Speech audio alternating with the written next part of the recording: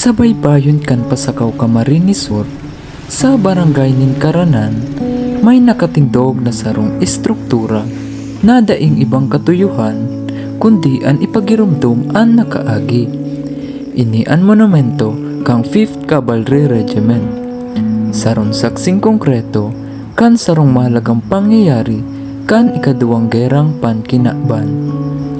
Nasa gilid ini nindalan, harani sa entrada nin Bicomong Villa Consuelo Beach Resort. Daan na, may mga parte na dai na maayo. Alagad, an mensaheng nakasurat sa iyang plaka, dai pa man nawawara. An nakasurat digdig, bako sana mga letra. Ini an pangaran kan mga tawong naglaban, nagtios, asin nag-alay nin buhay para palayaon an satuyang banwaan. An monumentong ini bako sana sarong gapo. Ini an memorya kan pagkamaya kan Pasakaw, asin an sakripisyo kan mga gerilya na dai nagpasakop.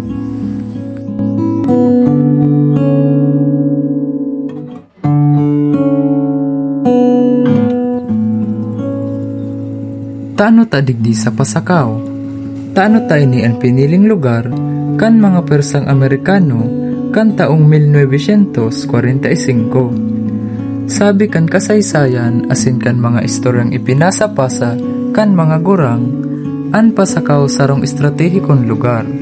Harani sa dagat, bukas sa Ragay Gulf, madaling dumanan, madaling lisanon, asin mahalaga para sa paghihiro kan mga barko asin persa.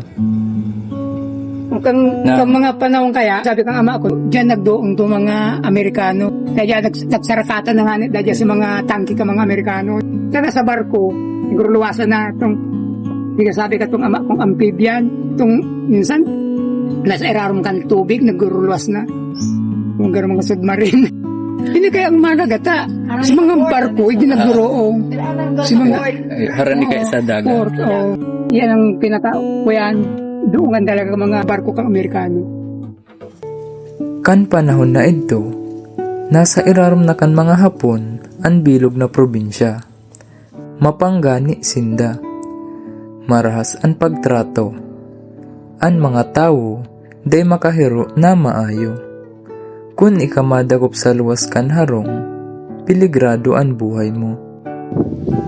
Ang Pasakaw, nasa irarom kan kontrol ninda. Sa daroanak, may mga parabantay sinda. Gabos na dalan binabantayan, kaya ang sulong paagi para makalihok, paagi sana sa dagat. Alagad, minsan dawa mahigpiton, kinigibuhan man anggad ninda, nin paagi. May mga Pilipino, mga ordinaryong tao, na nagtiripon, asin nagbilog nin kampo. Sinda ang mga gerilya. Sinda ang mga nagtago, nagplano, asin nagtabang sa mga Amerikano, tanganing mapalaya ang Bicol. Siya si Lola Rosa Hardin, 90 anyos, na residente kan Barangay Magtabid, Karanan, Pasakaw, Camarines Sur. Saro siya sa samuyang in-interview. Istorya niya samo, an ama ko gerilyaman, pati an agum ko. 18 anyos pa sa nakaidto, kan naglaog sinda. An panginot na kampuninda, yaon sa pinamasagan. May ibaman sa makad. May kapitan sinda, asin ang trabaho niya, magdaranin mga surat pasiring sa ibang lugar. Istorya pa kan agum ko, day kami pwedeng madakop.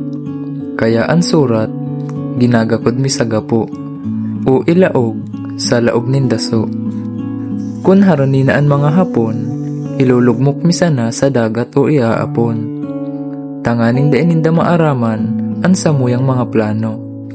Sabi ninda, ang daso perminindang ginagamit na pangrapas-rapas sana sa mga dahon habang sinda naglalakaw-lakaw. Kaya ang mga bantay na Hapon, dahil sinda naghihinala na may nakatagong mensahe sa daso. Alagad, daing simpleng peligro, an sa indang ginigibo. May mga tawong kumampi sa mga Hapon. Sinda ang mga isumbongero. Kun maaraman ninda naggerilya ang sarong pamilya, pati ang mga aki asin agum na babae, nadadara sa peligro. Alagad, dai sinda natakot, para sa sainda, ang kalayaan mas mahalaga pa kaysa sa buhay.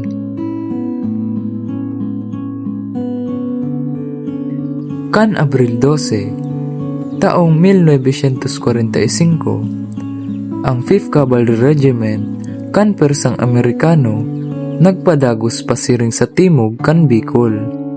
Ang katuyuhan, makatipon giraray ning ibang sundalo sa ibang grupo, asin linimpyahan ang kabus na parte kan peninsula, gikan sa mga natatadang Persa nin Hapon. Pag-abot kan Abril 29, pagkatapos nin sarong operasyon, paagi sa dagat digdi mismo sa Ragay Gulf, harani sa Pasakaw, nakumpleto ninda ang misyon. Nakakonektar sinda sa ibang grupo, asindangan, nagpadagos pasiring sa Luzon. Kan Hunyo 30, taong 1945, opisyal na idineklarang tapos na ang gera sa Luzon. Para sa mga tao kan Pasakaw, ang pitsang Abril 27 taong 1945, an aldaw kan pagdatong, aldaw ninda kulang paglaong. Pagkatapos nin mahaloy na pagtios, takot, asin pagkakulong, nagdatong ang kalayaan. An monumentong ini, tinugdok ninda tanganing day makalingawan. An kalayaan na tinatamawong tangonyan, bakong libre. Ini ang binayadan nin dugo, buhay, asin sakripisyo kan mga gerilya, asin sundalo kan Pasakaw. Ngunyan, an monumentong ini medyo inaagihan na lang sana. Raot na ang ibang parte. Raot na ang mga pader na pamprotehir. Alagad, an istorya ka ini, buhay pa. Para sa mga hobi na henerasyon kan Pasakaw, asin kan gabos na Bicolano, ini ang mensahe. An kasaysayan day sa na istorya. Ini ang leksyon na ang pagkamaya day makukua kung day may naglaban. Sa mga naglaban, sa mga nagtios, ang kalayaan mo aming ginagalang.